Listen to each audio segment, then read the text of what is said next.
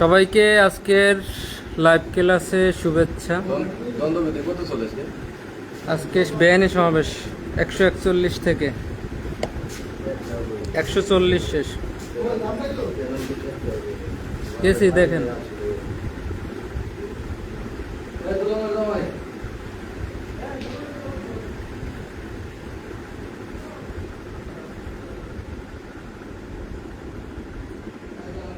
সবাই দ্রুত ক্লাসে জয়েন করেন, আমরা আমাদের ক্লাস শুরু করে দেব।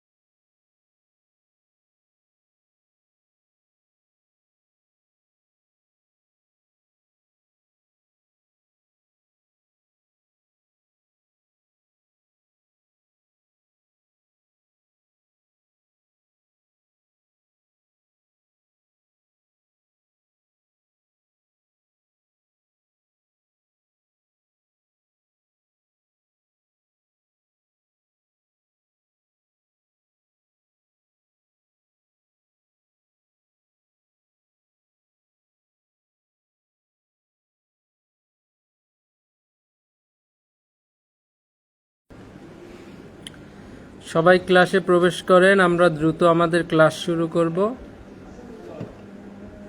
এবং সবাই একটু হাজিরা দেন।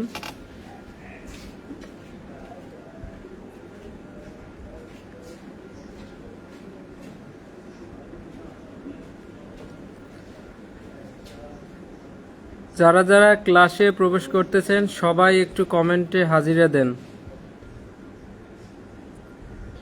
এখান থেকে দেখা যাচ্ছে না কয়জন আসছে।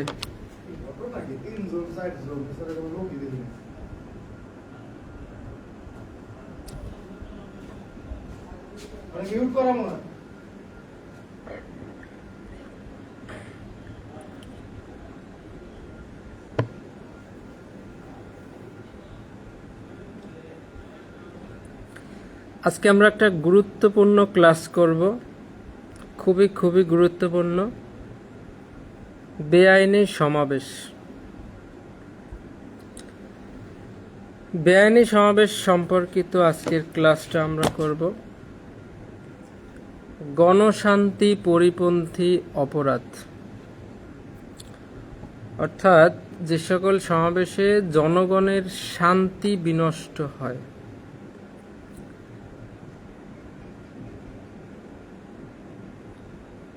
সবাই কি রেডি? আমরা কি ক্লাস শুরু করব?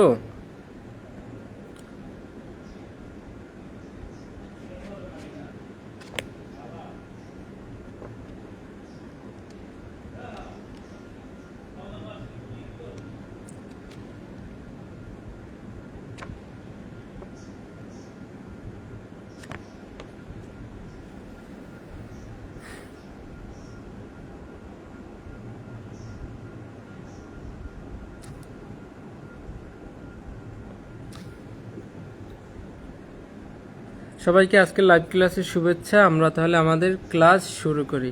কে ক্লাসে আসলো আর না আসলো সেটা বিষয় না, আমাদের প্রতিদিন ক্লাস করতে হবে।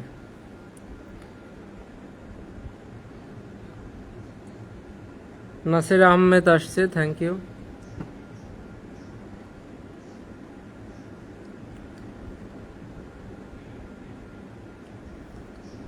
আপনার যদি প্রমোশন পাওয়ার ইচ্ছা থাকে তাহলে আপনার বই পড়তে হবে। তাহলে এই বই আপনি যদি একা একা পড়েন, আইন যদি আপনি একা একা পড়েন হবে না, আপনি অতটা ক্লিয়ারিফাই হবে না। সো একজনের সহযোগিতা নিতে হবে।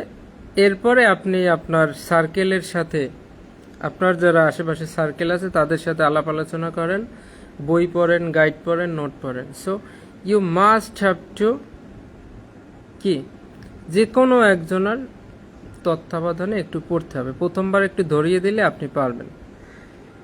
সো এই জন্য আপনার ক্লাসটা করতে হবে। হয় আপনি লাইভ ক্লাস করেন, কর্মব্যস্ত থাকলে পরে আপনি রেকর্ড ক্লাস দেখেন, ক্লাসটা দেখতে হবে। আমি যদি একবার আপনাকে আইনটা ধরাইয়ে দিতে পারি, পরবর্তীতে আপনি নিজেই পারবেন। সো প্রথমবার একটু ধরেন,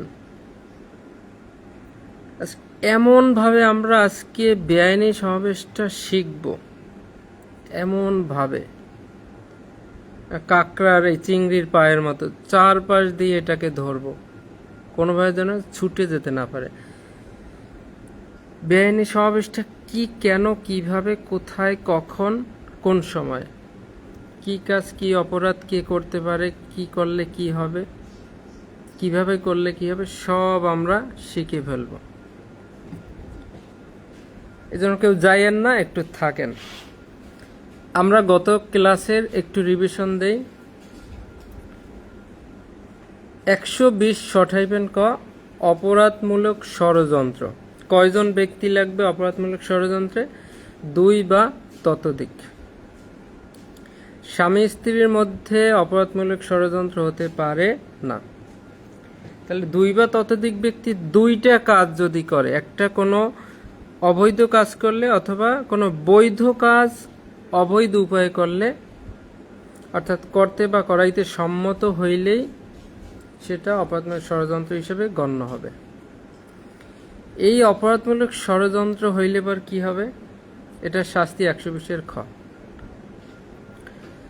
121 থেকে 140 এখান থেকে লিখিত প্রশ্ন আসবে না, কিন্তু এমসিকিউর জন্য 2-1টা প্রশ্ন। যেমন কেউ যদি আপনাকে বলে যে সামরিক বাহিনীর সদস্য না হয়েও যদি কেউ সামরিক বাহিনীর পোশাক পরিধান করে, তবে পেনাল কোডের কত ধারা অনুযায়ী তার শাস্তি হবে? আপনারা সবাই একটু কমেন্টে লেখেন, দেখি কে পারেন। তাহলে 121 বাংলাদেশের বিরুদ্ধে যুদ্ধ ঘোষণা, যুদ্ধ ঘোষণার উদ্যোগ, যুদ্ধ ঘোষণায় সহায়তা, 3টা কাজ করলে অপরাধী হবে, মৃত্যুদণ্ড, যাবজ্জীবন। 122 বাংলাদেশের বিরুদ্ধে যুদ্ধ করার উদ্দেশ্যে যদি কেউ লোকজন, অস্ত্রশস্ত্র, গোলাবারুদ এই 3টে জিনিস সংগ্রহ করে, তাহলে তিনি অপরাধী হবেন।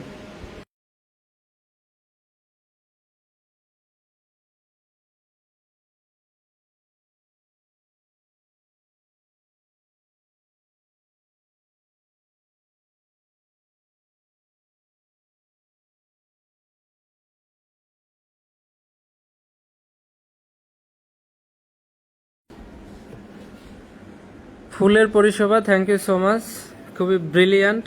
140 মনে করেন এভাবেই একটা, যে ক নামক ব্যক্তি কোনো সামরিক বাহিনীর সদস্য না হয়েও নিজেকে সামরিক বাহিনীর সদস্য হিসেবে পরিচয় দেওয়ার জন্য বা ভুয়া পরিচয় দেওয়ার জন্য সামরিক বাহিনী কর্তৃক ব্যবহৃত পোশাক পরিধান করল, এক্ষেত্রে তার অপরাধ দণ্ডবিধির কত ধারায় বর্ণিত আছে? 140 ধারা। এভাবেই কনস্টেবল থেকে এএসআই নিরস্ত্র যে সকল এমসিকিউ আসবে, আপনারা এই যে আমার ক্লাস করতেছেন না, সব ক্লাস করার পর আমরা যখন পরীক্ষার আগে নিজেরা প্রস্তুত, তখন আপনি দেখবেন সেই পরীক্ষার হলে গিয়ে দেখবেন যে এমসিকিউ এত সহজ এমসিকিউ আসছে, এত সহজ। কনস্টেবল থেকে এএসআই নিরস্ত্র এমসিকিউ প্লাস লিখিত অত বেশি কঠিন হয় না। যারা বই পড়ে না তাদের কাছে কঠিন লাগে, আর আপনারা যারা পড়তেছেন আপনাদের কাছে একদম পানি। কেউ ফেল করবেন না। আমি এটা বলতে পারবো না যে আপনি একদম কোন জায়গায় সিরিয়ালে থাকবেন, একদম প্রথমে না শেষে, সেটা আমি জানি না, সেটা আপনার উপর ডিপেন্ড করে। তো আপনারা আমার সম্পূর্ণ ক্লাসগুলো করলে কেউ ফেল করবেন না, আমি চ্যালেঞ্জ, প্রতিটা ক্লাস যদি করেন। 124 ক রাষ্ট্রদ্রোহ। রাষ্ট্রদ্রোহটা কি? কোনো ব্যক্তি যদি এমন কিছু বলেন, এমন কিছু লেখেন, এমন কিছু করেন যার ফলে সরকারের প্রতি ঘৃণা, বিদ্বেষ, অবজ্ঞা সৃষ্টি হতে পারে বা হয়, তখন তাকে রাষ্ট্রদ্রোহ বলে।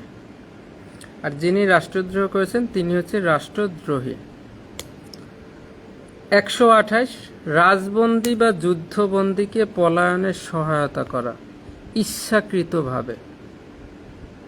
আর 129 রাজবন্দী বা যুদ্ধবন্দীকে অবহেলাপূর্ণভাবে পলায়নে সহায়তা করা, অর্থাৎ অবহেলা করে যদি পালিয়ে যায়। 130 এই পলায়নকৃত রাজবন্দী বা যুদ্ধবন্দীকে যদি কেউ আশ্রয় প্রদান করে, তবে স্ত্রী কর্তৃক আশ্রয় দিলে সেটা অপরাধ হবে না।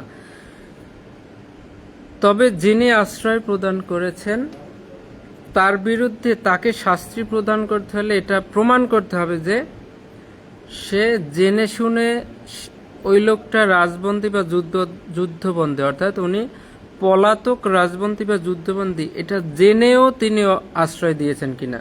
উনি যদি না জেনে আশ্রয় দেন তাহলে তার অপরাধ হবে না।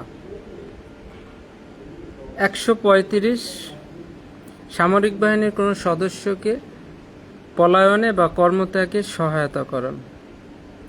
136 সেই পলায়নকৃত সামরিক বাহিনীর কোনো সদস্যকে, সেনানৌ বৈমানিককে, কি সৈনিক নাবিক বৈমানিককে যদি কেউ আশ্রয় প্রদান করে।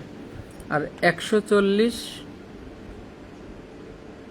ভুয়া পোশাক পরিধান করলে সামরিক বাহিনীর কোনো সদস্য না হয়েও যদি তাদের পোশাককে পরিধান করে এই উদ্দেশ্যে বা এই বিশ্বাস জন্মানোর জন্য যে সে ওই বাহিনীর সদস্য, তখন তার শাস্তি হবে 3 মাস অথবা 500 টাকা জরিমানা।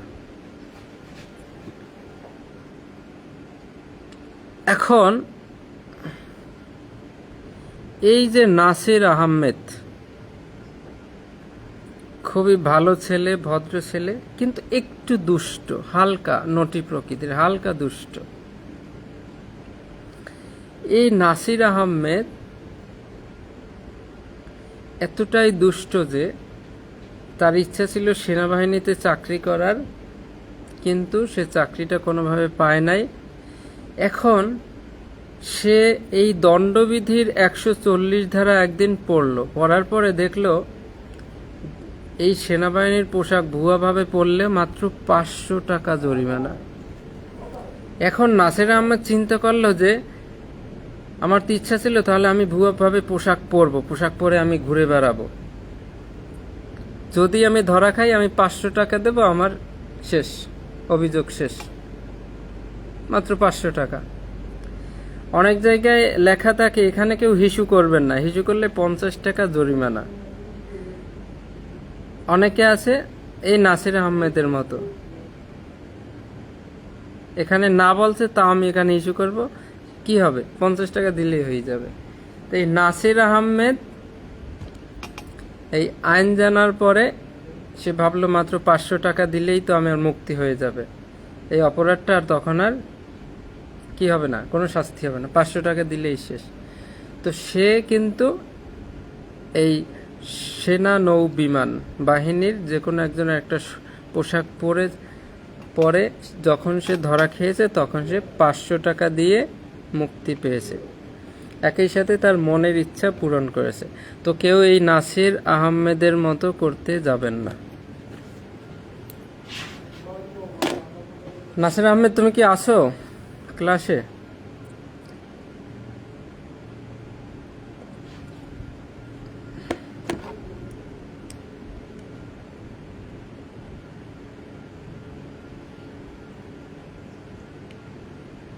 তাহলে 120 থেকে 140 আমরা মোটামুটি এখান থেকে গুরুত্বপূর্ণ যে কয়টা ধারা পড়াইছে এই কয়টাই হবে, আপনি জাস্ট এভাবে টাচে রাখবেন। আজকে আমি গ্রুপে ফৌজদারি কার্যবিধি আইনের যে রেকর্ডিং আমি নিজে তৈরি করে দিয়েছি 2টা পার্টে, একটাই মনে হয় 1 থেকে 153 আর বাকিটা 154 থেকে বাকি সবগুলো।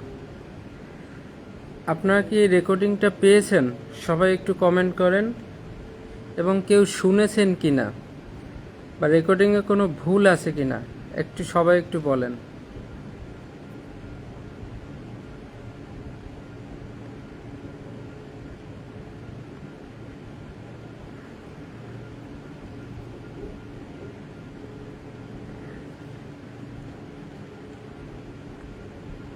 নাসির আহমেদ, তুমি রাগ হয়ে না, তোমাকে আমি পচাই নেই। তুমি খুবই ব্রিলিয়ান্ট, খুবই ভালো একটা ছেলে। সবাই আর কি বোঝে না, রাগ করে, কিন্তু তুমি একমাত্র লোক যাকে আমি কাছে থেকে দেখেছি। একটু মজা করলে তুমি সেটা বুঝতে পারো, তুমি রাগ করো না, তাই তোমাকে নিয়ে বললাম।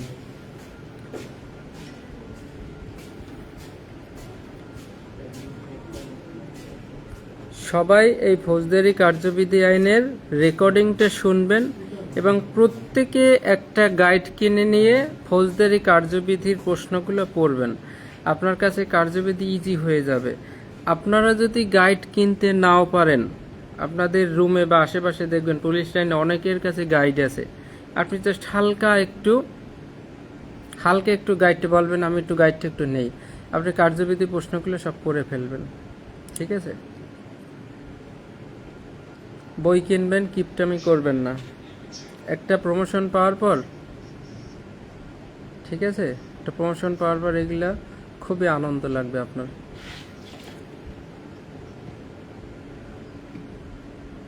আজকে আমরা একটা গুরুত্বপূর্ণ অধ্যায় পাঠ করি। দণ্ডবিধির পেনাল কোডে 23টা অধ্যায় আছে, তার মধ্যে একটা অধ্যায় আছে 8ম অধ্যায়, গণশান্তি পরিপন্থী অপরাধ বা বেআইনি সমাবেশ।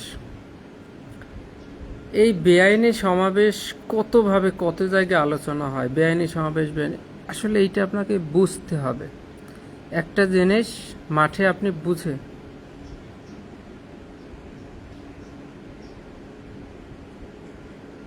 ফুলের পরিশোভা আর একটু স্লো বললে ভালো হতো। আসলে আপনার যখন রিভিশন রেকর্ডিং করানো হয় তখন সেটা তো ওই এমনি তো আমরা মূল ক্লাস ষোলো বুঝিয়ে পড়িয়ে দিয়েছি, ঠিক আছে।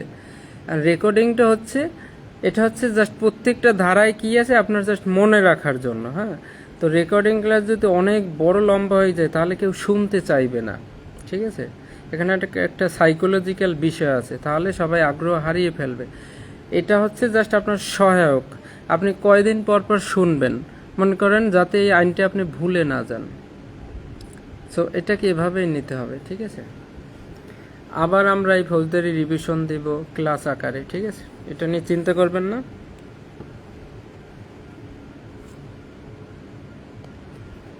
বেআইনি সমাবেশ, সবাই একটু শান্ত হয়ে শোনেন, কিছু করা লাগবে না, আপনি একটু শোনেন।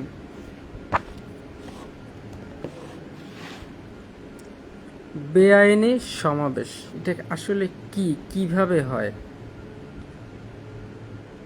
মনে করেন এখন বাংলাদেশের কর্মচারীরা, সরকারি কর্মচারী যারা আছে, তারা একটা দাবি আছে তাদের, বেতন বৃদ্ধি বা পে স্কেল। এখন এই চাকরিজীবীরা কি করলো, তারা একটা প্ল্যান করলো, সচিবালয় যেটা আছে এটা ঘেরাও করবে। সচিবালয়ে কিন্তু সমস্ত মন্ত্রণালয়ের অফিসাররা ওখানে বসে, প্রত্যেকটা আলাদা আলাদা। তাহলে অর্থ মন্ত্রণালয়ের একটা ওখানে অফিস আছে।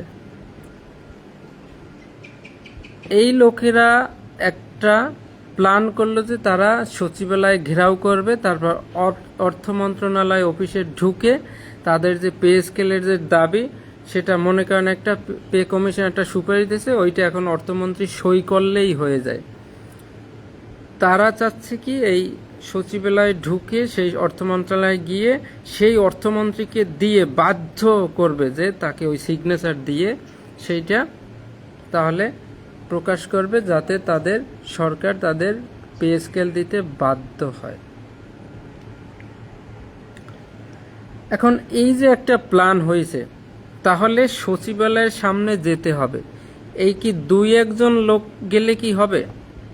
ওখানে অনেক লোক জড়ো হতে হবে, 5 বা ততোধিক, 5 জনের বেশি হইলেই সেটা অর্থাৎ সমাবেশ বা বেআইনি সমাবেশ হবে। 5 বা ততোধিক ব্যক্তি কয়েকটা কাজ যদি করে, 5 বা ততোধিক ব্যক্তি যদি 5টা কাজ করে, তাহলে সেটা বেআইনি সমাবেশ হবে। এই 5টা কাজ হতেই হবে। তাহলে তারা এখন সচিবালয়ের সামনে 5 বা ততোধিক অনেক লোক জড়ো হয়েছে। অনেকে খালি হাতে আছে, অনেকে হাতে অনেক কিছু আছে যে দরকার হলে ব্যবহার করবে, লাঠি সোটা। এই সচিবালয়ের সামনে পুলিশ ডিউটি আছে, আনসার আছে, র্যাব আছে, বিজিবি আছে। এরা কি? এরা হচ্ছে সরকারি কর্মচারী। এখন সচিবালয়ের সামনে যারা মিছিল করতেছে তারা এখন সচিবালয়ে ঢুকতে চাচ্ছে। তাহলে তারা কি করবে? এই যারা ডিউটি আছে সরকারি কর্মচারী তাদেরকে ভয় দেখাবে। প্রথমে হচ্ছে তাদেরকে ভয় দেখাবে যে আমরা অনেক লোক, আমাদেরকে কেউ ঠেকাতে পারবে না। অনেকে লাঠি উঁচু করবে, অনেকে অনেক কিছু অস্ত্র প্রদর্শনী করবে বিভিন্ন। তা প্রথমে হচ্ছে বল প্রয়োগ করে সরকারি কর্মচারীদেরকে ভয় দেখানো। বেআইনি সমাবেশ হইতে হলে 5টা শর্ত পূরণ করতে হবে। প্রথমে সেই যে তারা জড়ো হয়েছে, পুলিশ আনসার তারাও ডিউটিতে, তারাও অনগার্ডে দাঁড়াইছে। এবার এই পাবলিকেরা ভয় দেখাবে যে আমরা আজকে ঢুকবই ঢুকবো। তাহলে প্রথম পয়েন্ট হচ্ছে সরকারি কর্মচারীকে ভয় দেখাইলো। এইবারে তারা যখন ঢুকতে যাবে তখন তো এই পুলিশ আনসার বিজিবি এরা তো বাধা দেবে, তারা তো আইন প্রয়োগ করতে যাবে। তখন তাদের সেই আইন প্রয়োগে বাধা দেবে এই পাবলিকেরা, যাতে আইন প্রয়োগ করতে না পারে। তাহলে প্রথমে জড়ো হয়ে সরকারি কর্মচারীদেরকে ভয় দেখাইলো। 2 নম্বর হচ্ছে আইন প্রয়োগে বাধা দান করলো। আপনি ওই সচিবালয়ের সামনেই থাকেন, প্রথমে তারা একত্রিত হয়ে ভয় দেখান। এই যে 5টা পয়েন্ট আপনার মুখস্থ রাখতে হবে এই কৌশলে। প্রথমে তারা ভয় দেখাইলো, এইবারে যখন পুলিশেরা আইন প্রয়োগ করতে যাচ্ছে তখন তাদেরকে আইন প্রয়োগে বাধা দিল 2টা।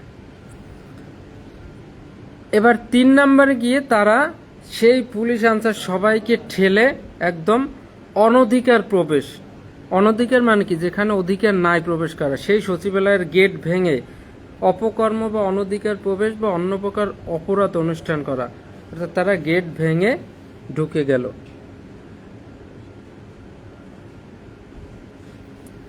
প্রথমে তারা জড়ো হইয়া বিভিন্ন প্রকার অঙ্গভঙ্গি ডেমো দেখাইতেছে, সরকারি কর্মচারীদেরকে ভয় দেখাইছে।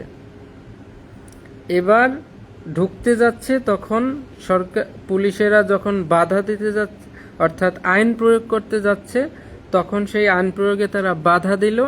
এবার 3 নম্বরে গিয়ে গেট ভেঙে তারা অনধিকার প্রবেশ, অপরাধ অনুষ্ঠানের জন্য অনধিকার প্রবেশ করে ঢুকে গেল। এই 3টা পয়েন্ট আপনি পেয়ে গেছেন। এখন সমস্ত বাহিনীর লোকজন এক সাইডে, গেটের 2 সাইডে দাঁড়াই গেল। এই লোকগুলা ঢুকে যাচ্ছে ভিতরে, এই বিভিন্ন ফ্লোরে চলে যাচ্ছে। যাইয়ে কি করবে? অনেকে অনেক কিছু চুরি চেষ্টামি করে না, যেমন গণভবনে ঢুকে গেছিল, তখন ভয় দেখাইয়ে সম্পত্তি দখল করা। 4 নম্বর হচ্ছে এবার তারা যে কোনো সম্পত্তি ওখান থেকে নিয়ে আসবে। তাহলে ভয় দেখাইয়া সম্পত্তি দখল করা। 4 নম্বর হচ্ছে এবার ঢুকে যাওয়ার পর ভয় দেখাইয়া সম্পত্তি দখল করা। এবার 5 নম্বরে সেই অর্থ মন্ত্রণালয়ের অর্থমন্ত্রীর অফিসে ঢুকে গিয়ে 5 নম্বর বলছে বল প্রয়োগ করে কোনো ব্যক্তি যা করতে বাধ্য নয় তা করতে বাধ্য করা। এখন সেই অর্থমন্ত্রীকে বাধ্য করে সেই ফাইলে সিগনেচার তারা নিয়ে নিল। এই হচ্ছে 5টা পয়েন্ট। এইভাবে মনে রাখলে আপনি এই বইয়ের ভাষায় আপনি কখনো মনে রাখতে পারবেন না। সো বেআইনি সমাবেশ হইতে হইলে 5 বা ততোধিক ব্যক্তির নিম্নোক্ত কাজ বেআইনি সমাবেশ বলে গণ্য হবে। 1 নম্বর, বল প্রয়োগ করে সরকারি কর্মচারীকে ভয়ভীতি দেখানো। 2 নম্বর, আইন প্রয়োগে বাধা দান করা। 3 নম্বর, অনধিকার প্রবেশ করে অপরাধ করা। 4 নম্বর, ভয় দেখাইয়ে সম্পত্তি দখল করা। 5 নম্বর হচ্ছে বল প্রয়োগ করে কোনো ব্যক্তি যা করতে বাধ্য নয় তা করতে বাধ্য করা। আপনি এই 5টা শর্ত মুখস্থ রাখার জন্য শুধুমাত্র সচিবালয়ের সামনে সেই গ্রাউন্ডটা একটু চিন্তা করবেন। আপনারা ডিউটিতে আছেন, পুলিশেরা কতগুলা লোক এসে জড়ো হয়েছে, তারা বিভিন্ন অঙ্গভঙ্গি দেখাচ্ছে, অর্থাৎ আপনাকে সরকারি কর্মচারীকে ভয় দেখাচ্ছে। এবার তারা গেটের দিকে আসতেছে, আপনি আইন প্রয়োগ করতেছেন, আপনাকে আইন প্রয়োগে বাধা দান করা, আপনাকে আইন প্রয়োগে বাধা দিচ্ছে। 3 নম্বরে আপনাকে কোনো ভয় পাইল না, তারা গেট ভেঙে অনধিকার প্রবেশ করলো, যেখানে প্রবেশের অধিকার নাই, সেই সচিবালয়ের মধ্যে এবার ঢুকে গেল, আপনি কিছুই করতে পারলেন না। তখন আর্মি, পুলিশ, বিডিআর সব কিছু 2 সাইড হয়ে গেল। এবার লোকজন দৌড়ে দৌড়ে ঢুকতেছে, এই 2 তলায় যায়, 3 তলায় যায়, কত মূল্যবান জিনিসপত্র আছে। এবার হচ্ছে ভয় দেখাইয়া সম্পত্তি দখল করা, অর্থাৎ চুরি চালামি করা, ভয় দেখাইয়ে সম্পত্তি দখল করা। আর 5 নাম্বার হচ্ছে সেই অর্থমন্ত্রী স্যারকে দিয়ে যে সই করতে তিনি বাধ্য নয়, সেই কাজ তাকে করতে বাধ্য করা। আপনাকে এই 5টা পয়েন্ট একটু হলে কৌশল শিখছেন কিনা, বা এটা পারা যাবে কিনা, মনে রাখা যাবে কিনা, সবাই একটু কমেন্ট করেন।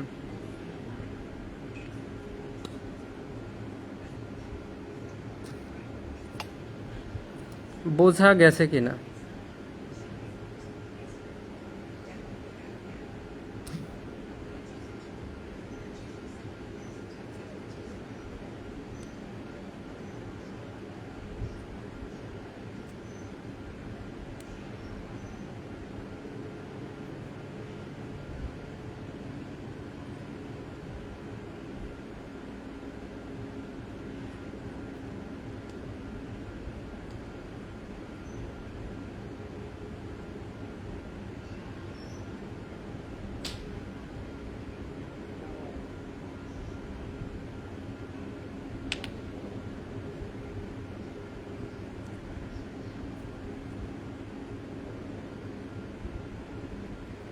সবাই একটু এইভাবে আজ থেকে বেআইনি সমাবেশের 5টা শর্ত আপনারা ওইখানে সচিবালয়ের সামনে চিন্তা করবেন, ঠিক আছে?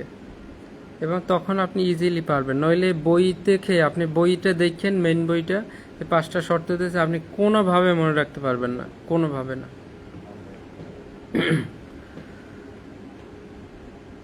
বাংলাদেশের সংবিধান 37 নং অনুচ্ছেদ আছে, সেখানে হচ্ছে যে জনগণের সমাবেশের অধিকার, অর্থাৎ সমাবেশে অংশগ্রহণের অধিকার। মানুষজন একটা র্যালি, একটা শোভাযাত্রা, একটা জনসভা অংশগ্রহণ করতে কিভাবে পারবে, আসলে পারবে কিনা, এটা কিন্তু তাদের একটা মৌলিক অধিকারের মতো। অর্থাৎ সবাই সমবেত হইতে পারবে, জনসভায় যোগদান করতে পারবে, শোভাযাত্রায় যোগদান করতে পারবে। তবে কিভাবে যোগদান করতে পারবে তার একটা রুলস দেওয়া হচ্ছে, যে এই সমাবেশ হবে শান্তিপূর্ণ এবং প্রত্যেকে থাকবে, সমাবেশে যারা অংশগ্রহণকারী তারা থাকবে নিরস্ত্র, অর্থাৎ তাদের হাতে কোনো লাঠিসোঁটা অস্ত্র কিছু থাকবে না। এইভাবে যদি হয়, সেইটা বাংলাদেশ সংবিধান অনুমতি দিয়েছে যে এইভাবে যে কোনো ব্যক্তি জনসমাবেশ বা শোভাযাত্রা অংশগ্রহণ করতে পারবে, অর্থাৎ যেখানে জনশৃঙ্খলা বিঘ্ন হবে না। এটা বাংলাদেশ সংবিধান 37। এইটা যখনই লঙ্ঘন করবে সেটা হবে বেআইনি সমাবেশ। তাহলে আমরা 141 ধারা বেআইনি সমাবেশ, অর্থাৎ বেআইনি সমাবেশে কতজন ব্যক্তির উপস্থিতি প্রয়োজন? 5 জন বা তার উপরে, সর্বনিম্ন 5 জন। 5 বা ততোধিক ব্যক্তির সমাবেশকে বেআইনি সমাবেশ বলে কখন? যখন এই 5টা কাজ করবে: সরকারি কর্মচারীকে ভয়ভীতি দেখানো বল প্রয়োগ করে, তারপর আইন প্রয়োগে বাধা দান করা, অনধিকার প্রবেশ করে অপরাধ করা, বল প্রয়োগ করে সম্পত্তি দখল করা, আর যে কাজ করতে কেউ বাধ্য না বল প্রয়োগ করে সেই কাজ করতে বাধ্য করা। এই 5টা অপশন যদি থাকে তখন সেই সমাবেশ বেআইনি সমাবেশ বলে গণ্য হবে। বেআইনি সমাবেশ সংক্রান্ত আমরা ফৌজদারিতে কত ধারায় পড়ছিলাম? নবম অধ্যায় 127 থেকে 132। 127-এ মৌখিক আদেশ দিয়েছিল, 128-এ মৌখিক আদেশে কাজ না হলে বল প্রয়োগ করছে, গ্রেপ্তার করছে, জনসাধারণের সাহায্য নিয়েছে। 129-এ সামরিক শক্তি প্রয়োগ, 130, 31, 32-এ মামলা করা যাবে না সরকারের অনুমতি ছাড়া। এখন তাহলে আমরা বেআইনি সমাবেশ কাকে বলে পাইলাম? সংজ্ঞা হচ্ছে এই পেনাল কোডে 141, ছত্রভঙ্গের নিয়ম পদ্ধতি, ফৌজদারি কার্যবিধি পদ্ধতিগত আইন। তাই বেআইনি সমাবেশ ছত্রভঙ্গের পদ্ধতি সবসময় কার্যবিধিতে। আর আছে পুলিশ আইন 30-এর কয়ের 1, 30-এর কয়ের 2। এখন বেআইনি সমাবেশ আমরা পাইলাম 5 বা ততোধিক ব্যক্তি যদি 5টা কাজ করে। এবার 142 ধারা, বেআইনি সমাবেশের সদস্য হওয়া। আপনি একজন ব্যক্তি, আপনি জানেন, আপনি বরিশালের নতুল্লাবাদ গেছেন, সেখানে দেখতেছেন অনেকগুলো লোক পুলিশের সাথে ইটপাটকেল ছোড়াছুড়ি করতেছে, অর্থাৎ একটা বেআইনি সমাবেশ। সেখানে ছত্রভঙ্গে আদেশ দিয়েছিল, কাজ হয় নাই, পরে এখন কি শক্তি প্রয়োগ, বল প্রয়োগ চলতেছে পুলিশের সাথে তাদের ধাওয়া পাল্টা, ইটপাটকেল ছোড়াছুড়ি হচ্ছে। এইটা আপনি জেনে শুনেও যদি আপনি সেইখানে অংশগ্রহণ করেন তাহলে আপনি বেআইনি সমাবেশের সদস্য হিসেবে গণ্য হবেন। 142-এ বলছে বেআইনি সমাবেশের সদস্য হওয়া, যে ব্যক্তি যে সকল তথ্যের কারণে একটা সমাবেশ বেআইনি সমাবেশে পরিণত হয়, এটা জেনে শুনেও যদি আপনি সেই সমাবেশে অংশগ্রহণ করেন তাহলে আপনি বেআইনি সমাবেশের সদস্য হিসেবে গণ্য হবেন। আপনার শাস্তি হবে 143 ধারায়। তাহলে বেআইনি সমাবেশের যারা সদস্য, অর্থাৎ বেআইনি সমাবেশ যারা করেছে, তাদের শাস্তি হচ্ছে 143 ধারা। কতদিনের কারাদণ্ড? 6 মাস পর্যন্ত কারাদণ্ড। তাহলে বেআইনি সমাবেশে যারা অংশগ্রহণ করেছে, যারা বেআইনি সমাবেশ করেছে, তাদের সেই সকল সদস্যের শাস্তি 143 ধারা, 6 মাস কারাদণ্ড। এত সময় জানলাম আমরা বেআইনি সমাবেশ স্বাভাবিকভাবে হয়েছে। এবার 144 ধারায় বলছে মারাত্মক অস্ত্র সজ্জিত হয়ে, অর্থাৎ মারাত্মক অস্ত্রে সজ্জিত হয়ে যদি কেউ বেআইনি সমাবেশে অংশগ্রহণ করে তাহলে তার শাস্তি একটু বেশি হবে, 2 বছর। 141 বেআইনি সমাবেশের সংজ্ঞা। 142 বেআইনি সমাবেশের সদস্য হওয়া, কি করলে সে সদস্য হবে। আর 143-এ সেই সদস্য হওয়ার শাস্তি, অর্থাৎ 141 বেআইনি সমাবেশের সংজ্ঞা, 143 বেআইনি সমাবেশের শাস্তি খালি হাতে। আর যদি কেউ অস্ত্রসহ বেআইনি সমাবেশ করে তাহলে তার হবে 144।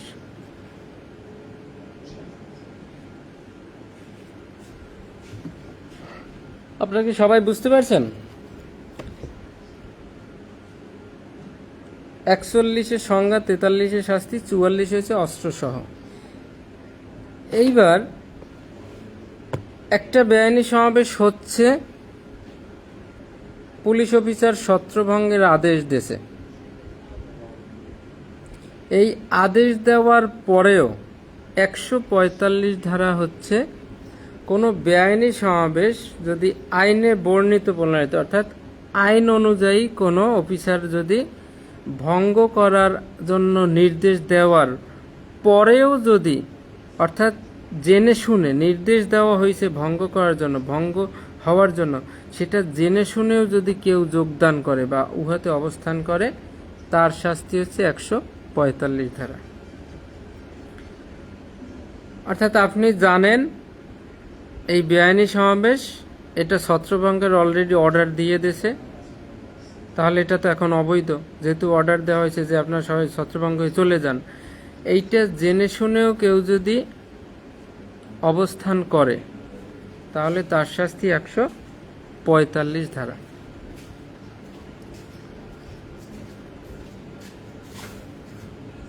তাহলে 141-এর সংজ্ঞা, 143-এর শাস্তি, 144 মারাত্মক অস্ত্র সহকারে বেআইনি সমাবেশ করলে শাস্তি, আর 145 হচ্ছে ঘাড়তারা যারা, মাথা মোটা যারা, অর্থাৎ তাদেরকে ছত্রভঙ্গ হয়ে চলে যাওয়ার জন্য বলে, তারপরেও সে ওইখানে অবস্থান করছে, তাদের শাস্তি 145।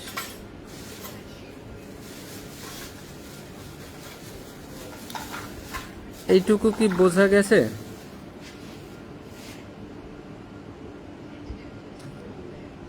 এগুলো খুবই সহজ।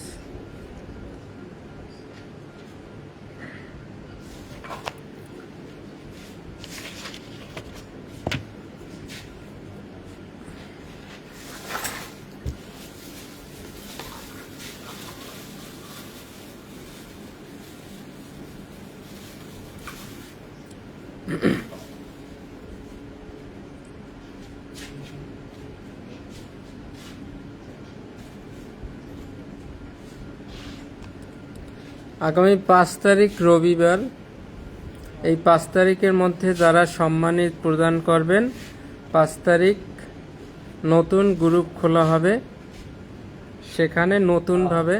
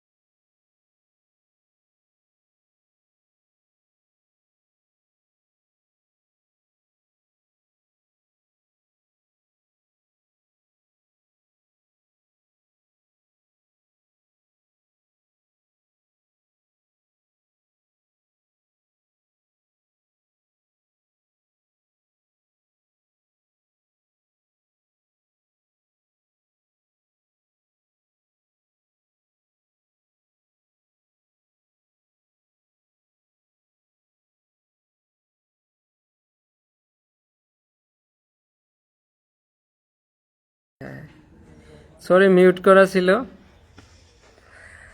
আচ্ছা, এখন আমরা শিখব রায়ট বা দাঙ্গা। এই রায়ট আপনারা সবাই শুনেছেন প্রায়। ডিএমপিতে একটা রায়ট বিভাগ আছে, সেখানে সবাই ডিউটি করে, কিন্তু আইনের ভাষায় রায়টটা আসলে কি সেটা এখন আমরা শিখব। আইনের ভাষায় রায়ট হচ্ছে একটা বেআইনি সমাবেশ থেকেই কিন্তু একটা রায়টের জন্ম হয়। যেমন বেআইনি সমাবেশের যে উদ্দেশ্য, বেআইনি সমাবেশের উদ্দেশ্য পূরণ করার জন্য, বাস্তবায়নের জন্য যখন ওই লোকগুলা বল প্রয়োগ করে বা উগ্রতা প্রদর্শন করে বা ভাঙচুর করে, তখন তাকে রায়ট বা দাঙ্গা বলে। তাহলে কি রায়টের সংজ্ঞাটা কি? বেআইনি সমাবেশের সদস্য হওয়ার পর যখন কোনো ব্যক্তি সেই বেআইনি সমাবেশের সাধারণ উদ্দেশ্য বাস্তবায়ন বা পূরণ করার জন্য যদি কি করে, বল প্রয়োগ করে, উগ্রতা প্রদর্শন করে বা ভাঙচুর করে, তখন তাকে দাঙ্গা বলে।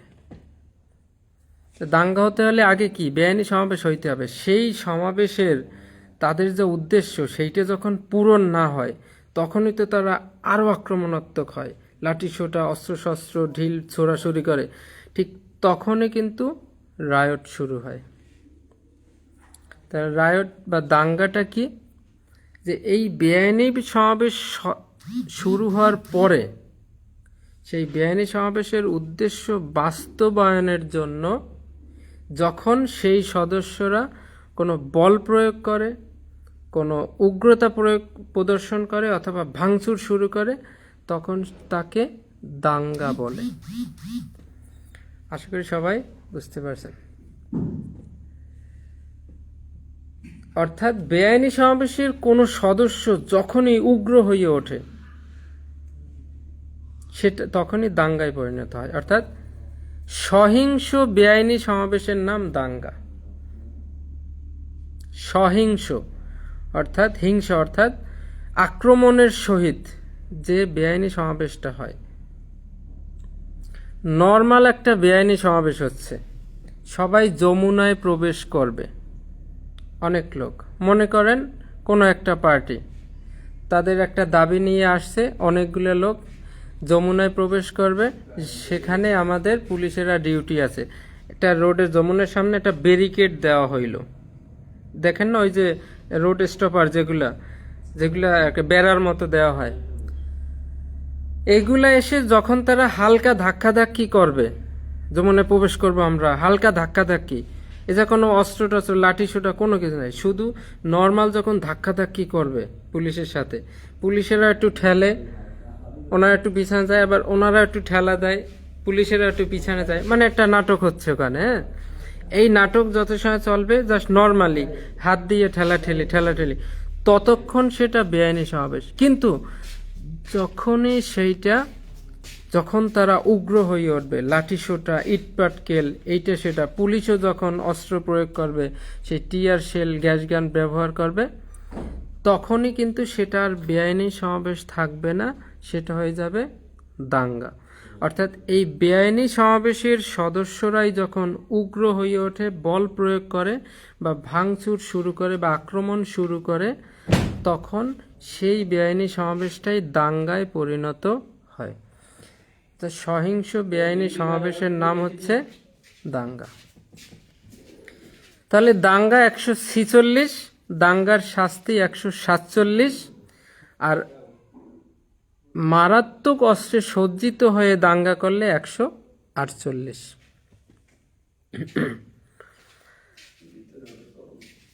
আমরা যেমন পড়ছিলাম বেআইনি সমাবেশের সংজ্ঞা 141, শাস্তি 143, আর মারাত্মক অস্ত্র সহকারে 144, তেমনি দাঙ্গা 146, দাঙ্গার শাস্তি 147, আর মারাত্মক অস্ত্র সহকারে দাঙ্গা করলে 148।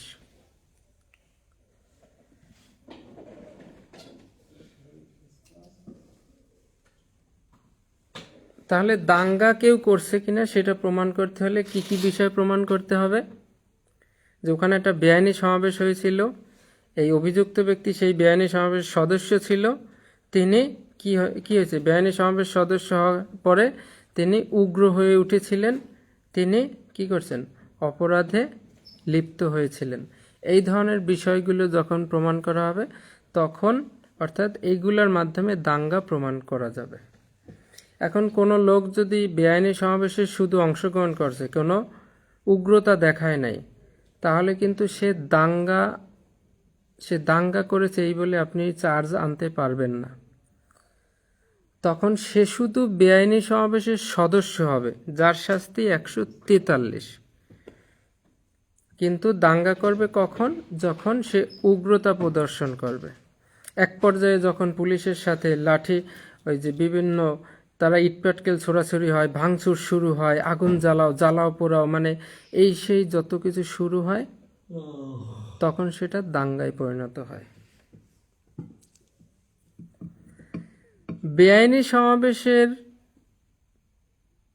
যারা সাধারণ সদস্য, যারা কমান্ডে কাজ করে, তাদের শাস্তি একটু কম দেওয়া যায়। কিন্তু যারা লিডার, যারা বিভিন্ন উস্কানি দিয়ে কথা বলার মাধ্যমে, চিৎকার আওয়াজের মাধ্যমে যারা তাদেরকে মুভ করায়, তাদের শাস্তি একটু বেশি হয় সব সময়। আর নর্মাল যারা সদস্য আছে আমার মতো সাধারণ, খুবই সাধারণ, নিষ্পাপ, তাদের শাস্তি সবসময় কম হয়, কারণ তারা কমান্ডে কাজ করে। আর নাসের আহমেদ, ধ্রুবরাজ, এদের মতো যারা আছে লিডার প্রকৃতির,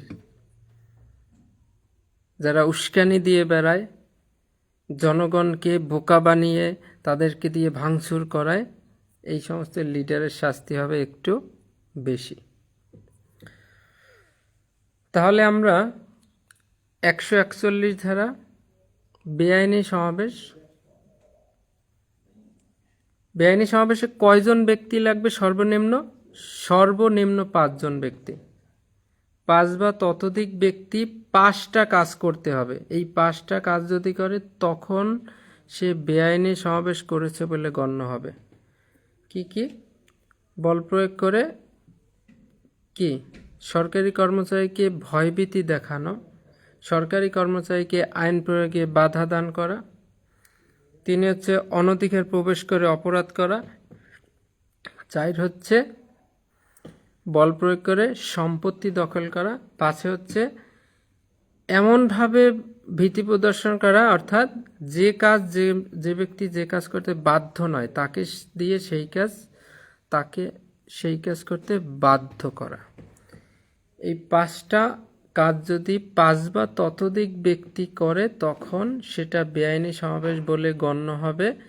সংজ্ঞা হচ্ছে 141 ছত্রভঙ্গের পদ্ধতি ফৌজদারি কার্যবিধি 127-28, এটা পিআরবিতে আছে 142, আর পুলিশ আইন 30-এর 1, 2, 3, 4, 30-এর ক, 30 খ।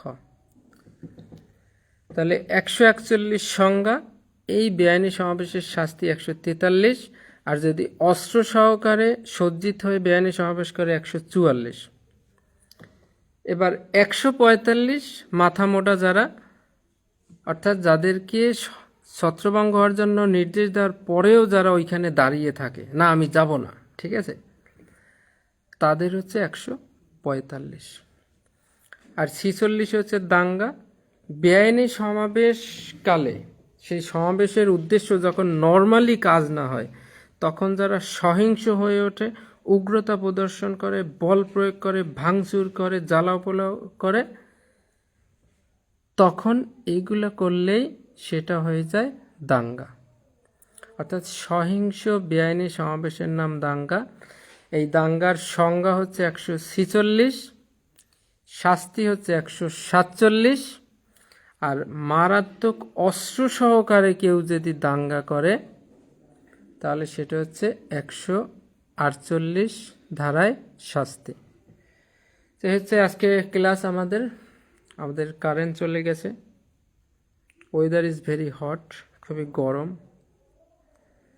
আজকের ক্লাস নেওয়া সম্ভব হচ্ছে না। আপনার 141 থেকে 48 সবাই পড়বেন। আশা করি আজকে যে 141-এ 5টা পয়েন্টের কৌশল দিয়েছি আপনারা এইভাবে 5টা পয়েন্ট মনে রাখতে পারবেন। আগামী ক্লাসের আমন্ত্রণ জানিয়ে সবাইকে শুভেচ্ছা জানিয়ে আজকে ক্লাস শেষ করছি। ধন্যবাদ।